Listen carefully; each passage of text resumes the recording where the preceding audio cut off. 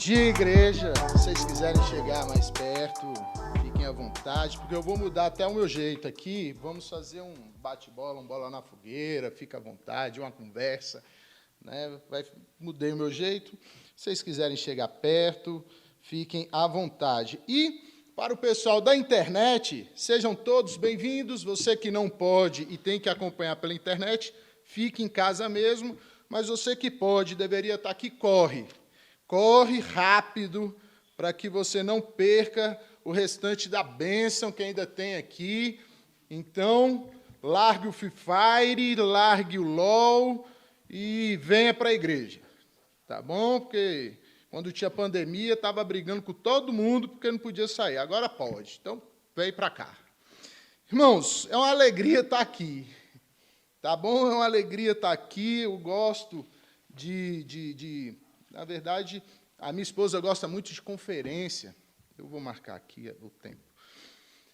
Eu sou mais do acampamento. Então, na hora que acabar esse negócio de pandemia, vamos combinar de todo mundo ir para um acampamento e fazer uma conferência lá, que aí ninguém tem internet, fica todo mundo junto, misturado, afinidade, tem tudo isso lá. Irmãos, vamos abrir a palavra de Deus em Efésios. Eu espero que ninguém tenha pregado no meu texto, porque só tem gente fera. Efésios, capítulo 4.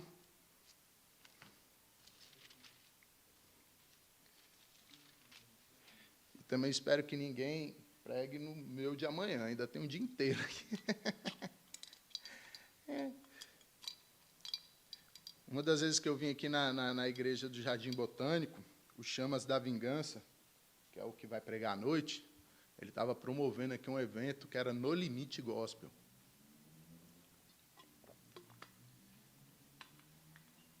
E eu fui selecionado. É igual concurso. Passei, mas não fui chamado. No Limite Gospel. Eu fiz um vídeo aqui, tinha que fazer um vídeo. Eu estava aqui, tinha uma conferência, era jovem, ele também. O Mateus Inácio.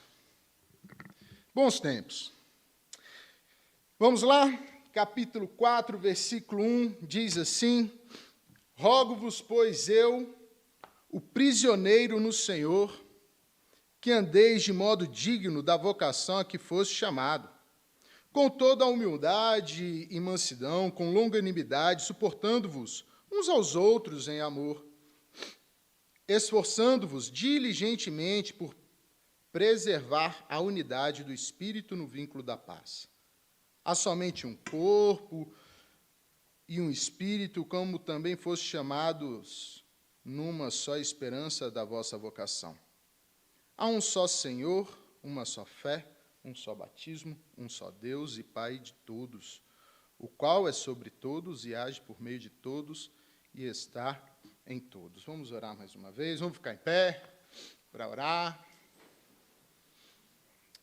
Deus, louvado seja teu nome, que o Senhor possa ministrar aos nossos corações, que possamos aqui trocar figurinhas e que o Senhor possa falar por meio desse obreiro, que eu não venha me tornar uma barreira para a sua palavra chegar aos corações dessas pessoas que aqui estão.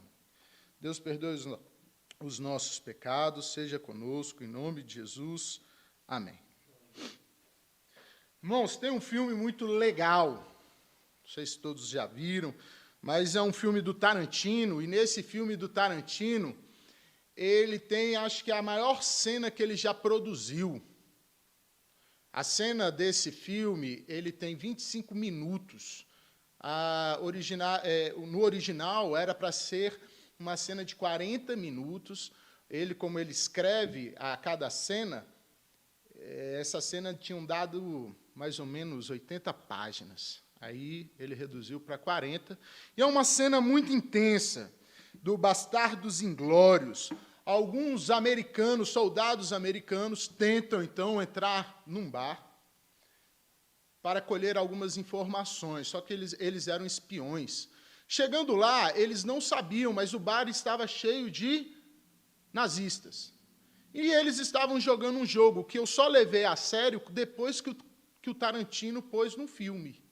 Eu nem lembro mais do nome do jogo. Vocês, no acampamento tem, todo mundo joga. Qual é? É aquele da carta, né? Que você põe, você tem que adivinhar. Então, não. E aquele jogo é interessante porque você tem que adivinhar a pessoa. E ali, naquele momento, o que acontece? Estão todos tentando adivinhar quem é quem na vida real. Então, os americanos chegam, eles eram os espiões, e começam a conversar, colher informações, até que um grande soldado nazista ouve o sotaque daqueles americanos falando em alemão. E aí ele vai falar, vocês não são alemães. Aí ele, não, somos. E ele tenta ali se justificar, e ele consegue. Aquele parecia uma caverna, o negócio fica tenso, toda hora alguém atrapalha a conversa, e aí parece que tudo vai bem, até que ele vai quase embora. Aí ele fala, não, vamos pedir mais 3 uísques, né? Aí o americano, espião, levanta a mão e pede 3 uísques assim. Aí o nazista entendeu. Vocês são espiões. Mas por quê? Porque o alemão pede assim. E é interessante porque ali você tinha um grupo com a mesma roupa, o mesmo uniforme, mas com objetivos diferentes. Você tinha um grupo ali de países diferentes, com interesses diferentes, mas pareciam estar unidos com o mesmo objetivo. Mas não é. E eles não tinham. Isso acontece muito, por exemplo, nas Olimpíadas também. Cada país se junta para um único objetivo. Qual é o objetivo das Olimpíadas? Ganhar a medalha de ouro, torcer por aquele rapaz ali, né? Então, só que no momento do filme, apesar de estarem com a roupa nazistas, eles eram pessoas diferentes. Eram pessoas diferentes. Isso também acontece, meus irmãos, no futebol. Por exemplo, o Flamengo, até um tempo atrás, tinha o Rogério Ceni, né? E o flamenguista brigava internamente. Ele é bom, ele é ruim. Ele era bom, ele é ruim. Mas a hora que o Flamengo jogava, todos os flamenguistas torciam para o Flamengo, porque eles entendiam que tinha algo que era maior do que o Rogério Ceni, que era o próprio Flamengo. Né? Então, existe alguma coisa que nos une. Existe uma coisa que nos une, e existe aquele que é também o espião entre nós. Existe algo que nos une, meus irmãos. E hoje, de forma resumida, eu quero que você entenda e saia daqui com vontade de se esforçar e fortalecer aquilo que nós temos em comum, para que possamos avançar com o reino. Eu quero que você saia daqui com essa vontade, com essa ideia de se esforçar naquilo que nós temos em comum, para avançarmos com o reino. Se o Brasil for para a guerra, o brasiliense, o aruanense, o carioca, eles vão ter algo em comum, que é vencer a guerra. Ali não importa as diferenças. Importa? O problema é que muitas vezes nós não sabemos que estamos em guerra e fazemos do nosso colega fogo amigo. A gente tem que parar com isso. Então, a primeira coisa que eu quero que você guarde no seu coração é: precisamos nos esforçar naquilo que nós temos em comum.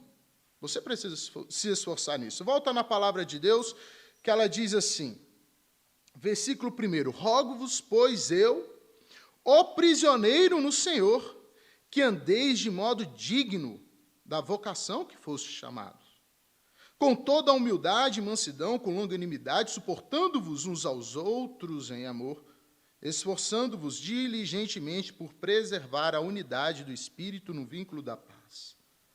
Vamos lá, vamos entender um pouco essa carta. Ela foi escrita por quem? Apóstolo Paulo. Qual era a situação do apóstolo? Estava na praia?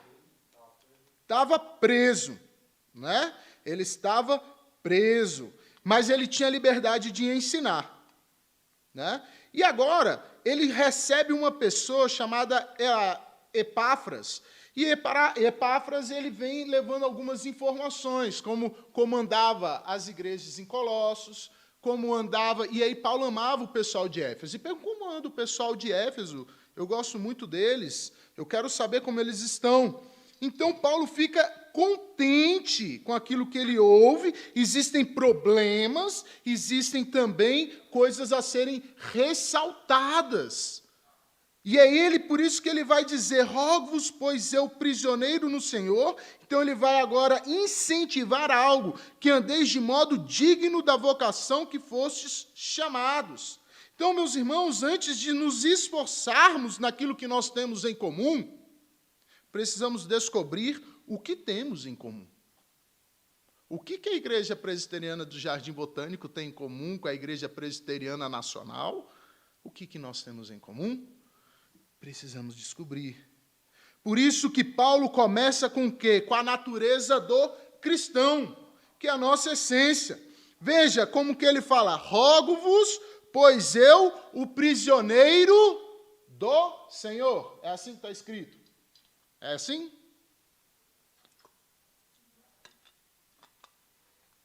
Do Senhor. Não. No Senhor. Percebam uma coisa, Paulo estava preso aonde? Sim, mas aqui, segundo o texto, como que Paulo escreve aos Éfesos? Aos Efésios. Paulo estava preso no Senhor. Percebam que Paulo estava preso dentro de Jesus. Meus irmãos, isso aqui é muito legal. Como que nós podemos estar presos no Senhor? Pela fé, o que mais? Como podemos estar presos? Como podemos entender estar preso no Senhor? Você já escreveu isso, um zap para alguém assim? Irmãos, hoje eu estou preso no Senhor Jesus. Não vou poder chegar agora. Você já escreveu assim para alguém? Paulo escreveu. Estou preso no Senhor. A ideia é mais ou menos assim. Você tombou no campo de batalha, morreu, estava em guerra. Morreu, meu irmão, morreu, mas de repente vem se aproximando o quê? Um M26, um Pershing Tank americano gigantesco, possante. E ele então resgata aquele teu corpo apodrecido, e lá dentro do tanque de guerra vem quem? Vem o médico dos médicos. E ele então traz você de volta à vida, trata das suas feridas, põe você de pé, só que agora você não morre mais. Por quê? Porque você está dentro do tanque, nada pode mais te ferir. Então você vai andando, na verdade o tanque vai te levando, você está dentro do tanque. Essa é a ideia que Paulo está trazendo aqui. Então por isso que ele vai dizer, agora à frente, que ele vai dizer assim, então vocês têm que andar de modo digno, segundo a vocação que fostes chamados. Nós temos que andar segundo Cristo.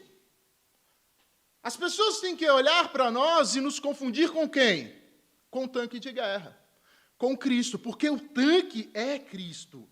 Você tem que andar, falar, agir e ser como Cristo. Por exemplo, como Cristo pensa, o que Cristo pensa sobre o dia do Senhor? Esse é o seu pensamento? O que Cristo pensa sobre família? Esse é o seu pensamento? Porque nós, se estamos dentro do tanque, estamos indo para o mesmo lugar. Então, meus irmãos, é impossível andar com Cristo se você não estiver dentro dele. É impossível. Uma hora sua máscara vai cair. Uma hora você vai fazer o movimento errado. É impossível tentar ser como Cristo se ele não te amou. É impossível. Se você não estiver dentro dele, você sempre será um espião aqui dentro. Você é o espião? Pessoal da internet, não veio porque você é o espião? Você é o espião, meu irmão? Estamos no mesmo exército? Temos algo em comum? Temos algo em comum com o próprio Cristo? De novo, o que temos em comum? Primeira coisa, estamos em Cristo. Estamos dentro dele. Estamos dentro dele. Tudo bem? Qual é a nossa natureza? Estamos em Cristo, mas não para por aí. Paulo vai mostrar que temos mais em comum, mais coisas ainda, virtudes. Eu espero que essas sejam as suas virtudes. Vejam aí no versículo 2. Alguém pode ler para mim?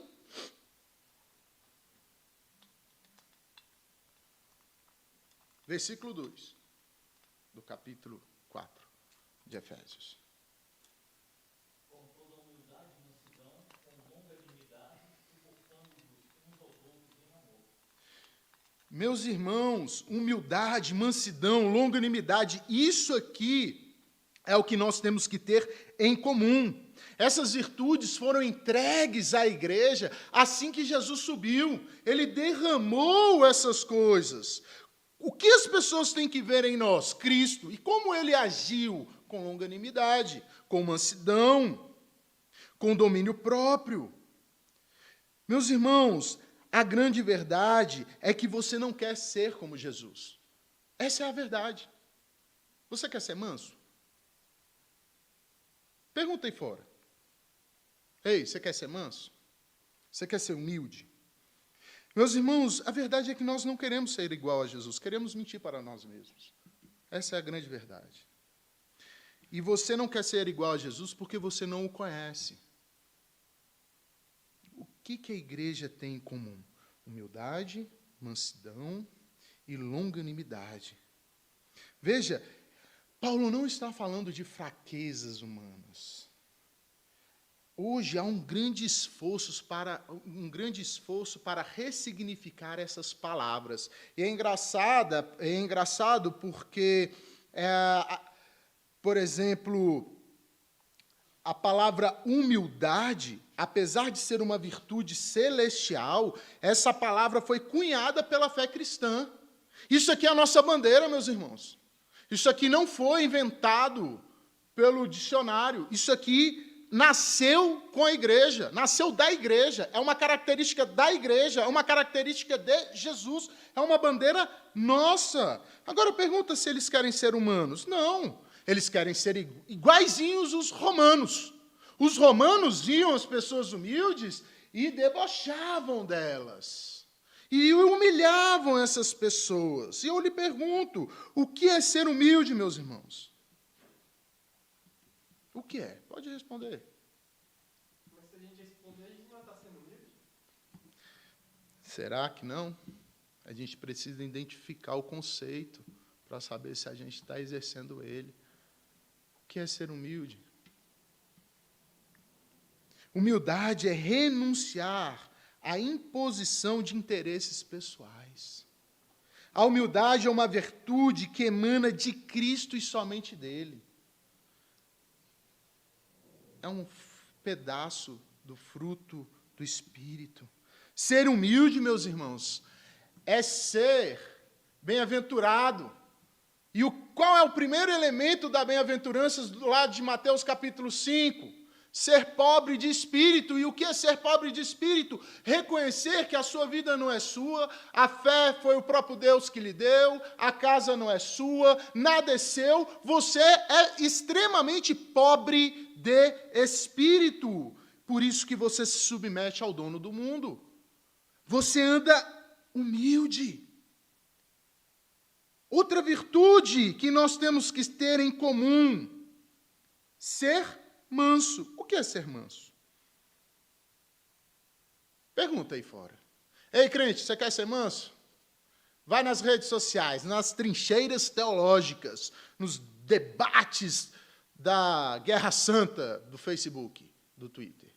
Pergunta lá, quem é essa? Quem é manso? O que é manso, meus irmãos? Não conhecemos a Jesus. Mansidão é ter o controle, é ter o poder sobre o nosso controle. Não quer dizer que você vai ser uma pessoa inofensiva, mas você conhece o seu poder e ele está controlado. Ele está controlado. Longanimidade é você ter uma paciência, não explodir, porque você tem o controle. E você é humilde. Elementos do fruto do Espírito que está dentro de você. E veja, tem uma ilustração muito legal. Conta-se no primeiro século a hora que Nero começou a caçar os cristãos. 40 cristãos haviam sido presos. Esses cristãos foram colocados num lago congelado para morrerem todos ali de hipotermia. A única forma de sobreviver era negar a Jesus. E vejam, eram 40. Eles poderiam ter partido para cima, eles poderiam ter esmurrado, eles poderiam ter feito qualquer coisa, mas não. Eles chegavam lá e chegaram cantando: somos 40 soldados de Cristo, com ele viemos, com ele ficamos. Passaram a noite toda cantando: somos 40 soldados de Cristo, com ele viemos, com ele ficamos. A noite toda, até que um titubeou. Aquela unidade foi abalada. Agora não são mais 40. São 39. Eu não fico aqui. Quero minha vida. Eu sou o espião. Saiu. E os outros? Na hora que eles começaram a repensar a vida, um soldado se tira suas armaduras e diz: somos 40 soldados de Cristo. Ele se converte, ele entra e morre junto com os outros guerreiros, meus irmãos. Qual é a força da igreja? É saber que somos fortes na nossa humildade, somos fortes no nosso domínio próprio, somos fortes na nossa mansidão, na nossa paciência, sabemos exercer isso no meio da sociedade. Por isso que Paulo está dizendo: vocês precisam se esforçar em suportar. É o que está escrito aí, no finalzinho do versículo 2, não é?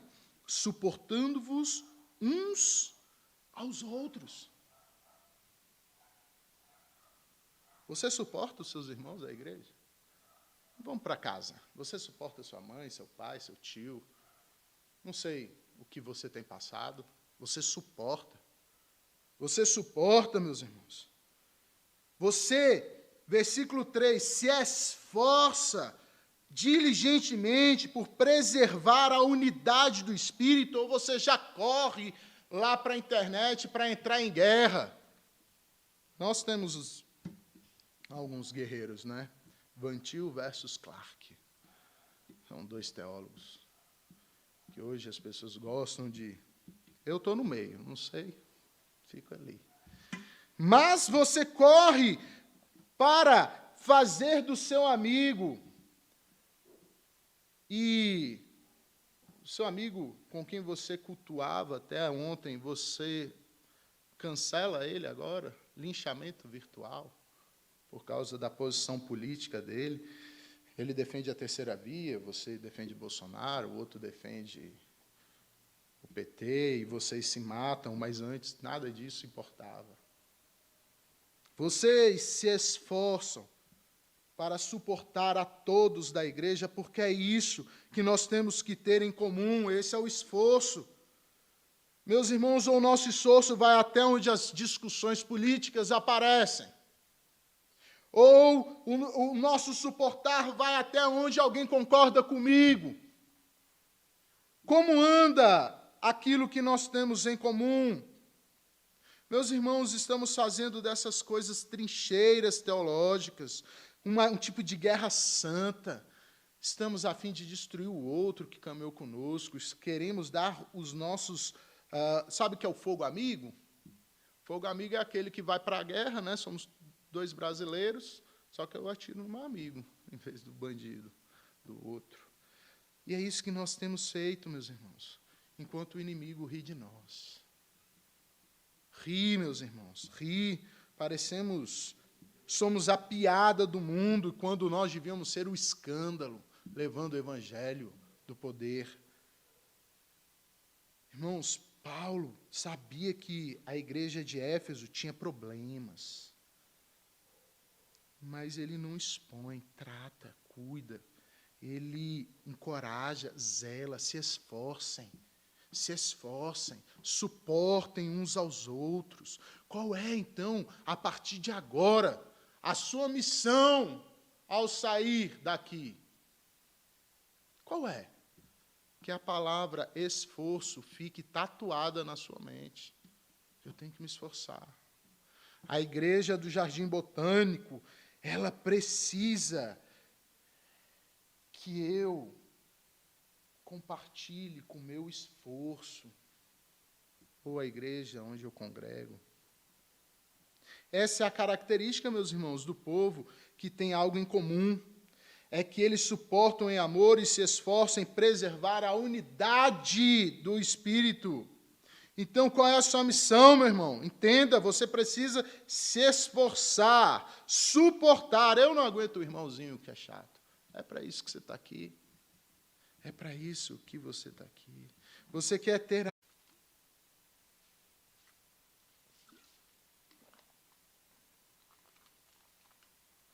Mateus 11 e 29. Diz: aprendei de mim que sou manso e humilde de coração. Meu irmão, você quer ter algo em comum com Cristo? Você quer ser igual a Cristo? Você quer estar dentro de Cristo? Você precisa saber urgentemente que Cristo é manso, que Cristo ele é humilde, Cristo é o bem-aventurado. Você só vai conseguir se você estiver dentro dele. Você precisa saber urgentemente se você tem as virtudes divinas de Cristo. Você precisa saber urgentemente se você consegue se esforçar e suportar como Cristo se esforçou para a igreja, porque ele deu a sua vida quando nós ainda éramos inimigos de Deus.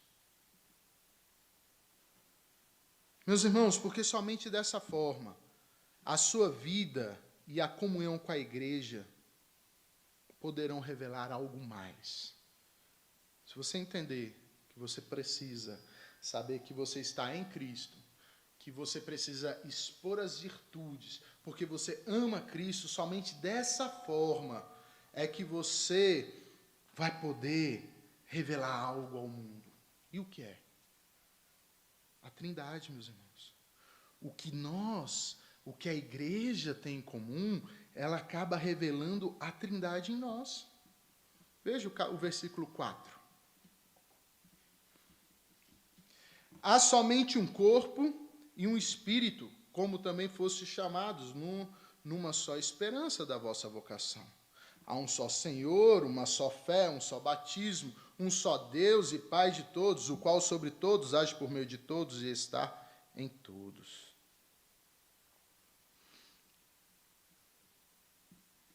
Tem gente que acha que é o camisa 10 da igreja. Tem gente que acha o seguinte: se eu sair da igreja, ela acaba. Você já conheceu gente assim? Eu sou a pessoa que sustenta a igreja. E essa pessoa está equivocada, porque a igreja não depende de você, de mim. Até porque, meus irmãos, João Batista era o maior, morreu, e a igreja continuou.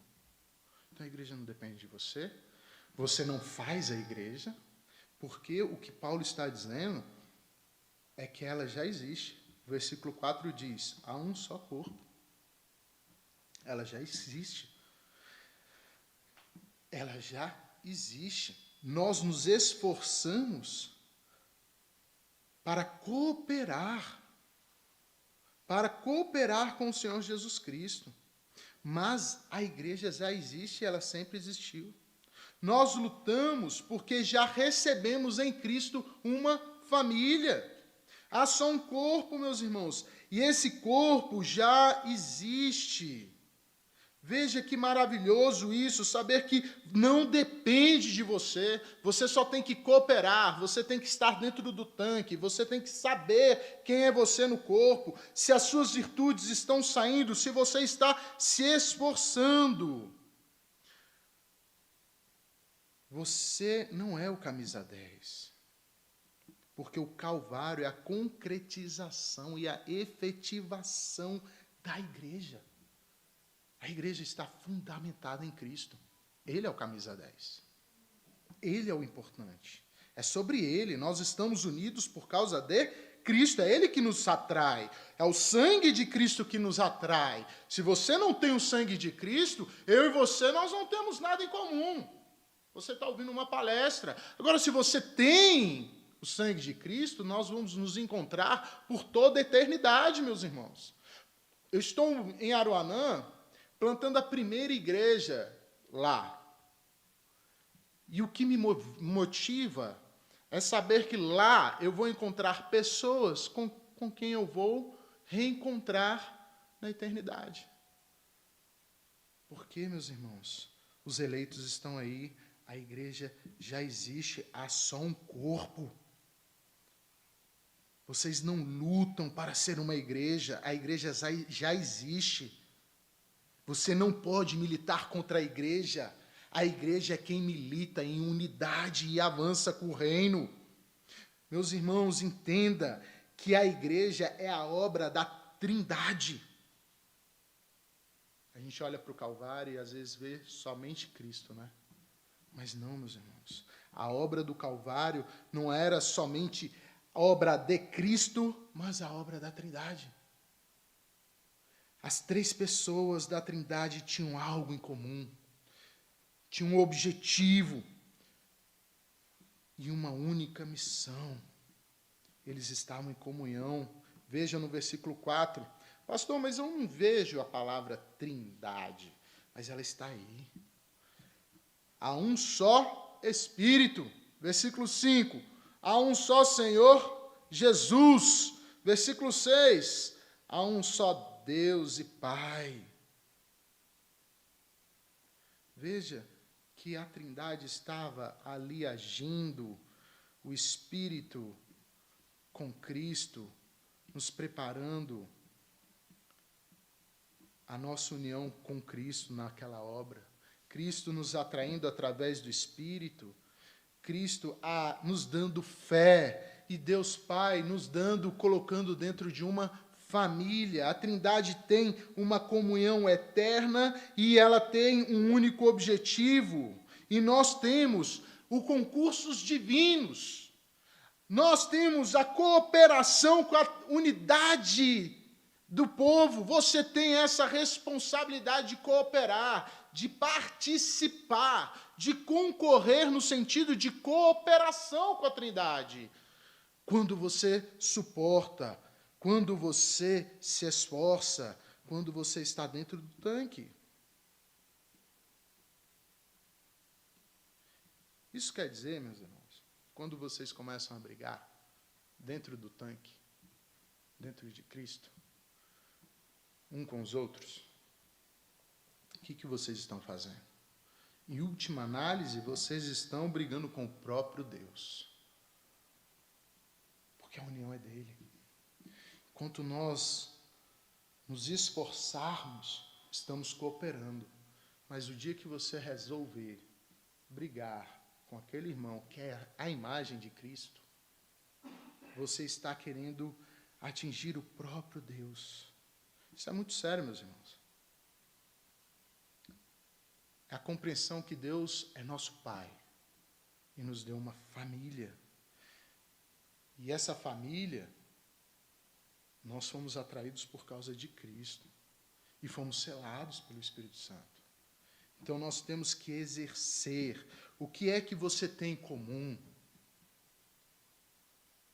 com essa igreja?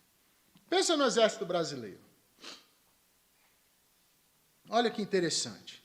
O Exército Brasileiro ele é formado por pessoas de todo o Brasil, não é verdade? Isso quer dizer que é um exército multicultural, não é? Sim, multicultural. Tem língua diferente, porque tem índios lá dentro, tem um jeito diferente, tradições. No mesmo exército você vai ter gente que come sarapatel, fala oxente, ouve rap, dança catira, usa bombacha, faz churrasco no chão e reclama daquele que faz na chapa. Você tem tudo isso lá dentro. Não é verdade? E todas essas pessoas moram no mesmo país. Mas a hora que houver uma guerra, essas diferenças se tornam pequenas, segundo o objetivo que nós temos. Você sabe qual é o nosso objetivo?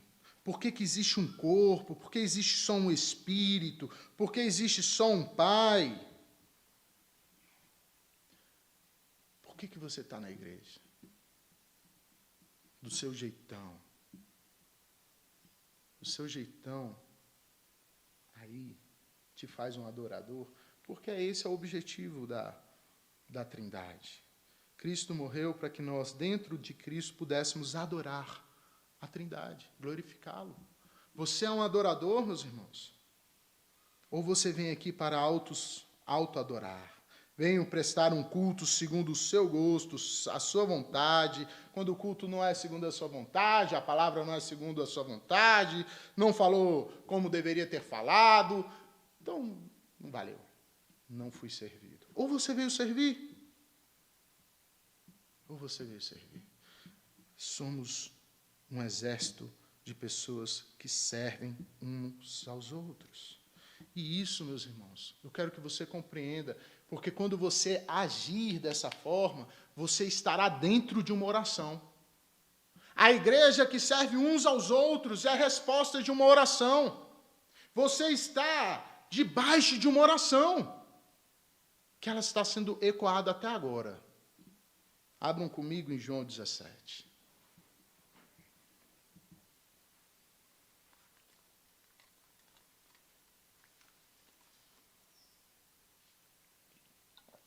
Versículo 20.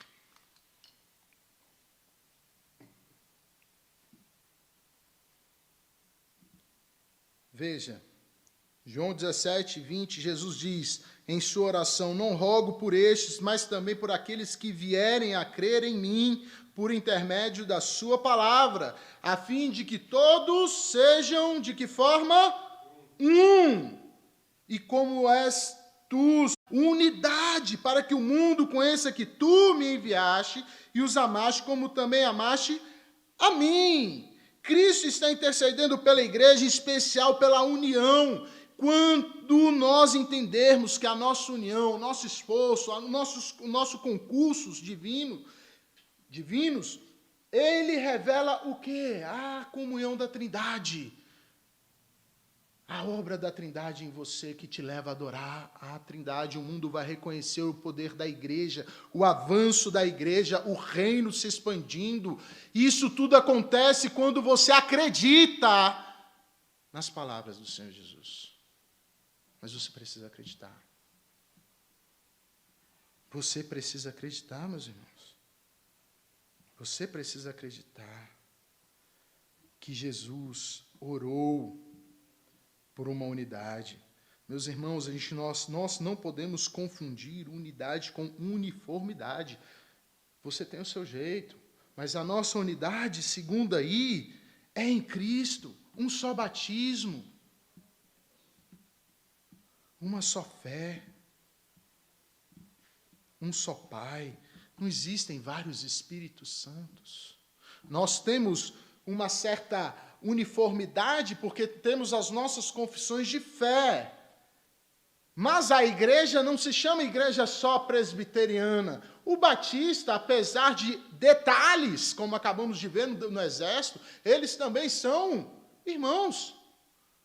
Às vezes, aquele irmão que você até não sabia, um assembleiano, por exemplo, o mesmo Espírito que te converteu, age lá, porque ele age como quer, quando quer, onde quer.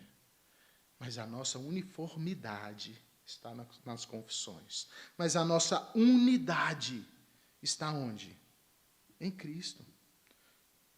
Porque o próprio versículo 6 vai dizer, meus irmãos, há um só Deus e Pai de todos, o qual é sobre todos, age por meio de todos e está em todos. Um só Deus, meus irmãos. Eu tenho que suportar aqueles caras chatos? Vai ter que suportar, porque a nossa comunhão é uma comunhão local, mas ela também extrapola as paredes. Isso não é um ecumenismo, isso não é uma ideia de vamos fazer um cultão sem placa, não é isso. Uma união sem a verdade. Não é isso. Até porque Paulo é altamente doutrinário. Mas nós temos que entender que existem certas diferenças, mas a nossa união ela é maior. O nosso objetivo é maior, é para que o reino avance, é compreender que há um só Deus e Pai de todos, o qual é sobre todos e age por meio de todos e está em todos. Mas, pastor, eu tenho que ter comunhão com lobos? Não. Como que eu sei que existem lobos? Entenda a fé dele. Se ele não crer em Cristo Jesus, nós não temos algo em comum.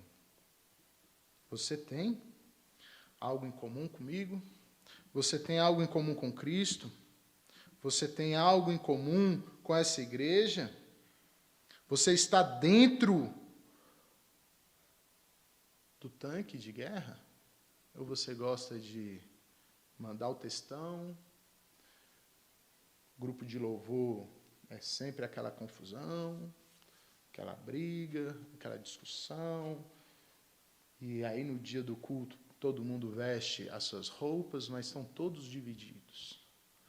Meus irmãos, eu espero que vocês possam fazer como Paulo fez com Pedro, como Jesus fez com Pedro.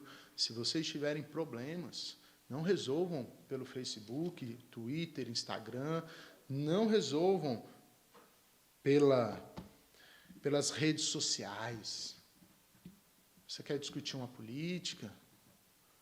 Prepare um bom café. Chame aquela pessoa debaixo da sua longanimidade, da sua mansidão, do seu domínio próprio. Ore antes. Ouça o que ele tem a dizer. Converse. Meus irmãos, a nossa confissão de fé não foi feita por uma pessoa. Houveram discussões, mas chegaram num denominador comum. E é a confissão que vocês têm hoje aí. Anos discutindo ela. Às vezes vocês vão precisar discutir política por muito tempo. Estudar, suportar, orar. Ter o domínio próprio, mas que sempre Jesus possa sobressair nessa conversa. Sempre. Então, esqueçam isso. Você quer debater? Ah, o fulano mandou um textão. Ótimo, leia o textão, guarde o textão, converse e convide a pessoa, olho no olho, com oração, pergunte. E, meus irmãos, lembrando que até a política é menor, porque está debaixo do controle de Deus. O que vai acontecer, o que tem acontecido, tudo isso está debaixo do controle, porque Deus é soberano. Então, se esforcem no Senhor. Se vocês têm agido a fim de destruir a comunhão, se arrependa e saia com vontade de se esforçar para a glória de Deus. Amém? Vamos ficar em pé e vamos orar?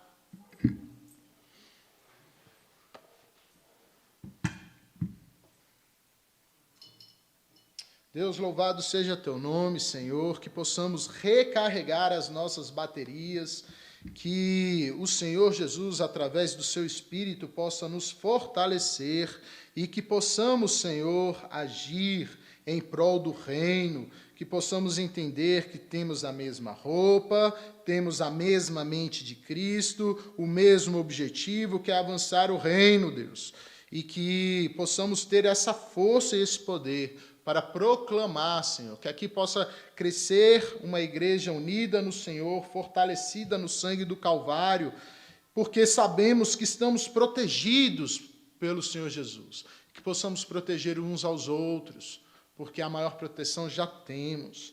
E Deus, aqueles que estão sendo uma pedra no sapato da igreja, aquele que é o espião, possa cair por terra em arrependimento e venha servir ao Senhor dos Exércitos, Senhor.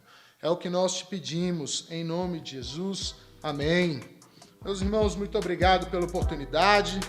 Temos aí mais, né? Então, estamos juntos e unidos.